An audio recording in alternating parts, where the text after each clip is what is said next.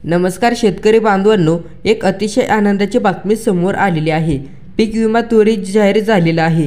त्यामुळे आज या जिल्ह्यात पीक विमा जाहीर झालेला आहे त्यांची यादी आलेली आहे। मित्रांनो, आजच्या माहितीमध्ये आपण किती गावे पात्र झालेले आहेत हे पाहणार आहोत। जिल्ह्यात प्रथम नजर टाकली तर बुलढाण्यात 98 गावे शेतीसाठी पात्र असून 47 अनिवार्य आलेले आहेत, तर जालन्यात 144 गावे शेतीसाठी पात्र असून 48 गावे उपलब्ध आहेत। मित्रांनो, यवतमाळमध्ये 161 गावे पीक कर्जासाठी पात्र झाली असून 47 गावे वार्षिक पडीक कर्जासाठी आलेली आहेत।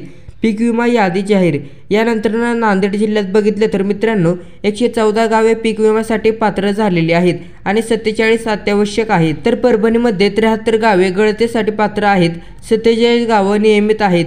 लातूरमध्ये 120 गावे पात्र आहेत पीक विम्यासाठी, 47 आपत्कालीन गावे आहेत। वाशिममध्ये पाहिल्यास 112 गावे शेतीसाठी पात्र तर 47 गावे अपात्र घोषित करण्यात आलेले आहेत।